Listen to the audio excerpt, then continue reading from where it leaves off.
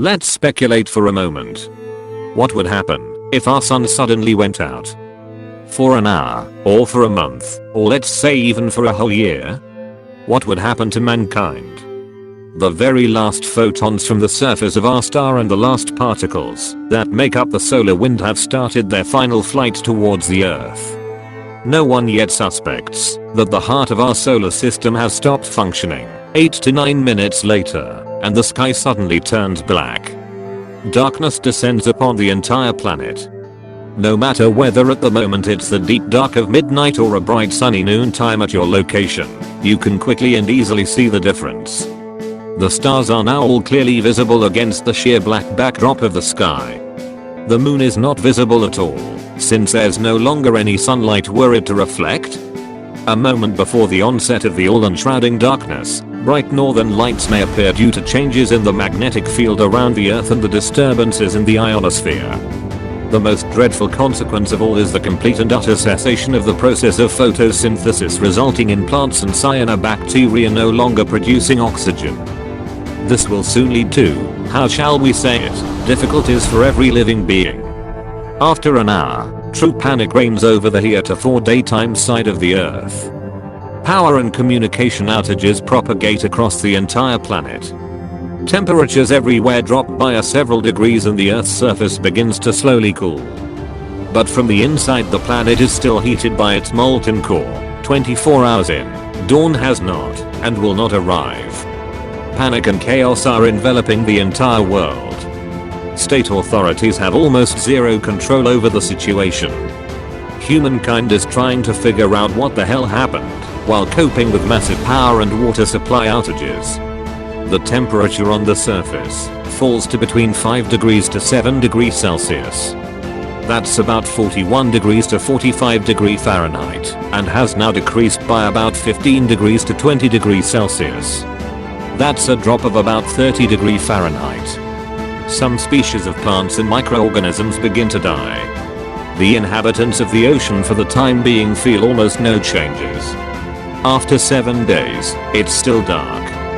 The average temperature on Earth is now minus 17 degrees Celsius.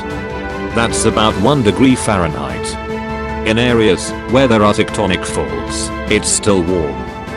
Thanks to geothermal energy not letting the surface freeze over. Most plants have already died due to cold or lack of light. Herbivorous and heat-loving animals also begin to die. In the oceans, phytoplanktons begin to die as well. The inhabitants of shallow water suffer tremendously from the cold, and the surface of the ocean is beginning to turn to ice. By now, scientists and other individuals have realized what has happened and rushed to organize and equip shelters. 1 month in, and the Earth is continuing to cool. The average temperature on the surface is now about minus 30 degrees Celsius. That's minus 22 degrees Fahrenheit. And almost the entire planet is now coated with ice. Virtually all plants and cyanobacteria have perished. Some species of trees, especially conifers, are still alive. But with the lack of sunlight, even they are not producing oxygen. In fact, most of the Earth living things have died. But some bacteria still carry on with their normal life activity. Most of the remaining life on Earth is now found only near geothermal springs and underwater.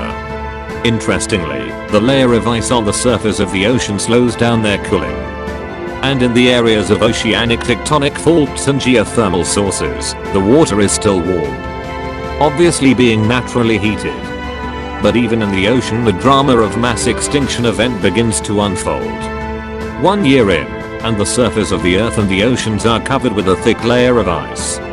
According to Professor David Stevenson at Caltech, the temperature on the surface of the Earth should drop to about minus 40 degrees Celsius, and that's the same in Fahrenheit. Life endures now only deep in the Earth oceans, and perhaps some groups of humans might be able to survive on the surface of the planet in places like Iceland and other areas with large amounts of geothermal activity.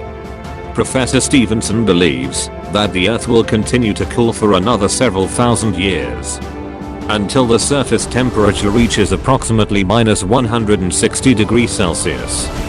That's about minus 256 degrees Fahrenheit.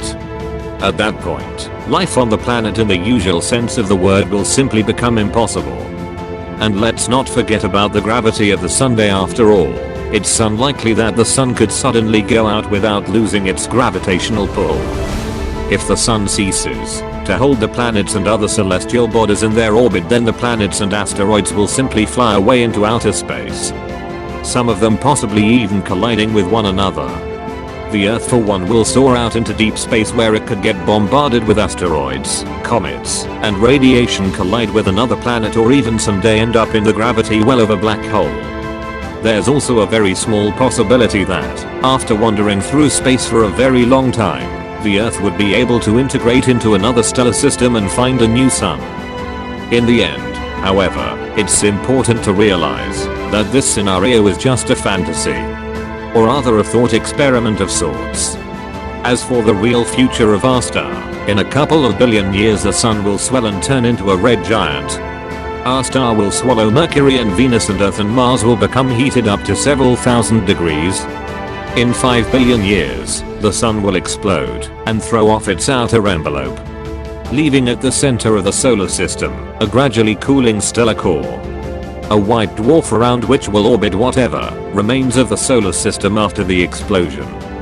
Concerning humankind, its fate remains unknown. Hopefully by that time we'll be able to fly to other planets and star systems. But that is a story for another day.